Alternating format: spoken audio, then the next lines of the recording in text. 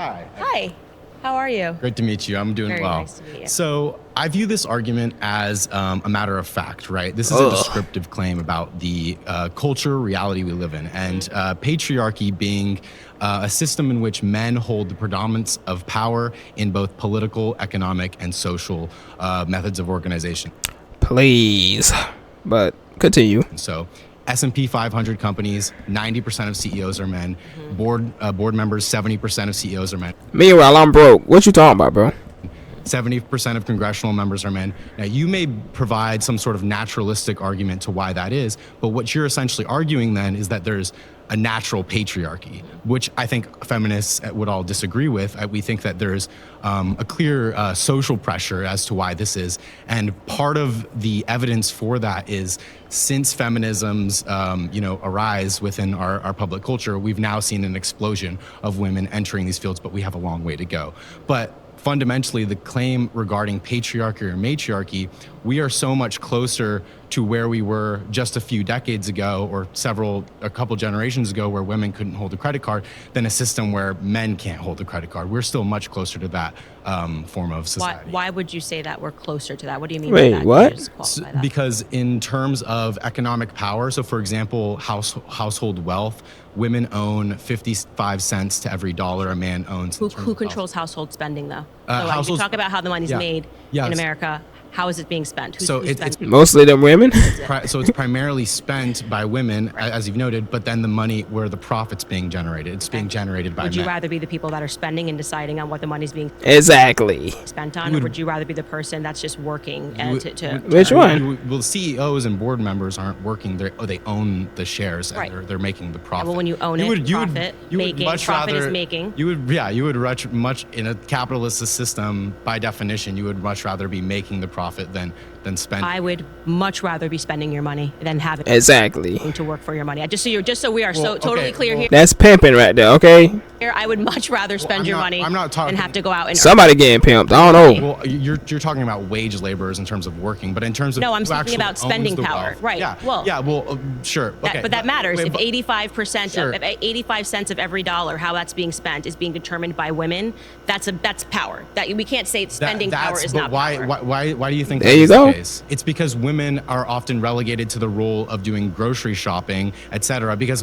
for millennia now, or from millennia up until now, women were unable to enter the workforce and have economic political freedom. So let's get into the reasons, because you brought up something that men are the people that are at the top of these companies, these Fortune 500 companies. Right. And political power. You're absolutely right. Why is that? It's primarily because the women haven't broken the ceiling quite yet in terms of meeting men in terms of parity with these sort of powers. But what we've seen, it's because they ain't built like that. Come on, the Lord didn't build them. Did you read Genesis, man? Did you read it? When it said the men go have sweat on their brows till the day they go back into the dust, and the women they're gonna be having birth pain. It said that for a reason, man. With the explosion of feminism, is that women have actually begun to enter these companies, have risen into both political and economic positions of power, but that continues to grow year by year, which shows that these social pressures are actually breaking apart as soon as feminism comes into play. So what I would say is what that shows you is that women and men have different interests, and I think this gets into what I was saying, that just because you see a disparity does not mean that it's not just a disparity in what our interests are. That's what's being represented. I don't know why there has been this idea that women should want to aspire to work 80 hours a week in order to be on par with men. Do you think that interests are innate, or do you think I think the interests are innate? So why is it that? And that's the same reason why you're starting to get certain people banned for women's sports that shouldn't be in women's sports. Same reason. And that, for example, in the 1980s, only a quarter of college graduates were women, where now majority of college graduates are women. That shows that because of the way that social pressures have actually changed, women's interests are actually now changing too. A majority, I think, or at least half of law school graduates are now women. It used to be the case for example, a few hundred years ago, that a lot of primary philosophers like Immanuel Kant, Hegel, didn't even believe women could be reasonable. Now here you are today doing a debate with me where we're using logic and reason to get to these flows, and nobody here would dismiss the claim that you can't be rational or logical or be they were always capable of it. It's just they don't have to do it. You know, they don't have to do it anymore. So they're not going to do it. They're not going to make the effort to do it. For example, a great lawyer because you're a woman. Right. So I totally agree with you that women, but I think they have actually entered into the workforce. I mean, entered into college under this external pressure of feeling that if you don't go to college, you're going to be a failure. So you admit and that knowing pressures that, are a part of the way interests work. yes, but we're disagreeing on where the pressure is coming from. Like, I think that now the pressure is that if a woman doesn't enter the force, there's no longer this idea that, okay, we're going to come together as a family, whereas there was this reality that there was this understanding that you would have a partner. People were getting married when they were 18, 19 years old. Right. Our grandparents, now it's because of feminism. And I'm saying this is the downside of feminism.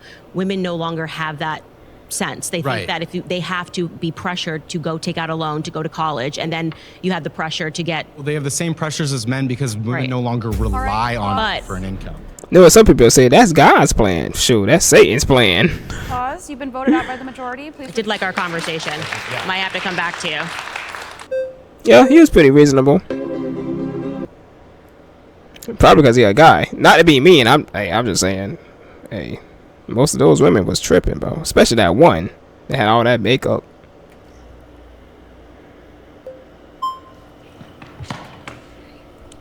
Hi, Candace Owens. I'm Paris. Very nice to meet you. Thank you. So, can I explain to you why I believe we live in a patriarchy and why I believe we live in a society that's preferential to men? So, I'm going to use the example of male violence. There's a lot of places I can look, but we're going to talk about that. 81% of women have been sexually assaulted. So now we got one of those fast talkers in here. Let's see how this goes. 1 in 6 have been raped. 1 in 4 women are the victims of domestic violence. 98% of perpetrators of rape and sexual assault are men. 95% of perpetrators of domestic violence are men. In regard Be single then. to human trafficking, 70% of human trafficking victims are women. So we're seeing a very clear issue of men being violent towards women. And then when we look at the way that our government handles that, 1 out of 3 rapes go reported. And then out of the ones that go reported, 7% end in jail time. So if we're looking at that and we're looking at the fact that our government doesn't really get that worried about male violence. Well, so what I Wait, so cats don't get caught? Well, damn. would say is, going back to biological differences, men are naturally inclined more towards aggression than women are. So I am not shocked by you telling me. It's, even if you looked at, like I said, male on male crime, you would see that there are more instances of men killing other men than there are instances of women killing other women. And that, I think, actually speaks to our biological differences, which is actually at the root of everything that I believe about feminism being a lie, is because they're trying to program people to believe that men and women are the same. Now, I don't think that pointing to the fact that men are more aggressive than women, which is a point that you and I 1000% agree on, whether or not that manifests in the very wrong way, men harming other men, which I think they do more probably than they are beating women, men on male violence. That manifestation doesn't change the fact that men and women are just biologically hardwired different. I think it's actually proof of that. I don't think it has anything to do with the fact of power dynamics in this country, because to the contrary, if you look at prison rates and talking about how disparities don't mean anything, the majority of overwhelming people that are in prison are male, right? There's a reason for that. So when it manifests in a good way, that male aggression, is the reason why we have men defending us, men that are willing to go to war and die for our nation. So aggression being an aspect of masculinity. She didn't even like to hear that. That's crazy. Has nothing to do with the conversation of whether or not.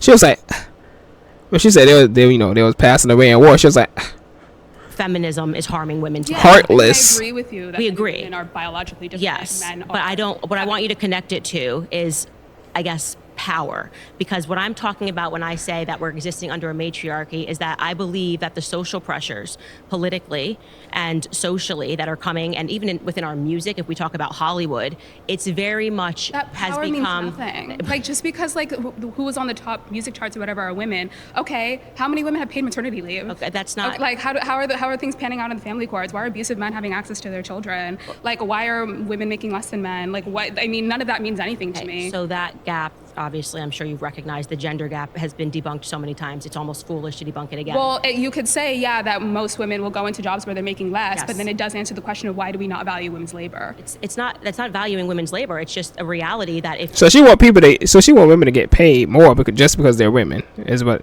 Oh, that would have sounded like she's saying. I don't know.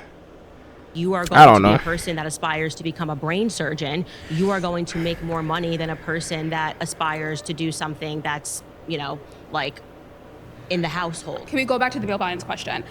Yes. Why does our country not persecute men then who are rapists? Well, the majority of people who are in prison are men, so I don't know what you mean that we don't prosecute. And they don't do anything about that. When guys get, violated in prison, they don't do nothing. People laugh about it, all kind of junk. You know what I'm saying? But you're wrong if you laugh about a stud taking advantage of a woman in prison. You're wrong then. Yeah, you're wrong then. Men that are rapists. We even prosecute people. 7% go to jail. Only 7% go to jail. I don't know what that has to do with the question of whether or not we're living in a matriarchy or a patriarchy. Because our government is preferential to men. You're saying that they only like to arrest men when they kill someone, but our government is awarding men for raping women. I don't understand what they're not. They don't care. Rape is effectively legal. You can literally rape a woman, and you have a very low likelihood of actually going to jail. So I agree. It basically is legal in the freaking adult film industry. That's about it. Anywhere else? As a man, rape is effectively legal. It's effectively legal. How many men are actually going to jail for rape? I actually agree with you that in terms of sex crimes, and I don't know how you're peeling out women, because I would even, and again, this has nothing to do with our argument today, but I would even say that people are not being prosecuted hard enough when we're dealing with crimes against children, period. Yeah. Talking about 100%. Sexual crimes not being prosecuted 100%. in this country is a whole other conversation, and you will not get a disagreement with me, but I think that it's wrong to say that it's somehow attached to being a woman when you know that there are so many children that are going through the exact same thing. I mean, the light sentences that are tossed out for pedophiles, it's completely ridiculous. All right, guys, pause. But I don't think it has anything to do with the conversation that we're having right now. But I agree with It has everything to do with it, and you're separating it to make your time. Please return to your seat. Yeah, I knew she was gonna be a problem. Talking fast. Slow down. Okay. Slow down. We have time. Take your time. Hey. I'm going to add 5 more minutes to this claim. Imagine being able to build. She sounded like her name Destiny or some junk. Destiny's Child or some junk. Let me start.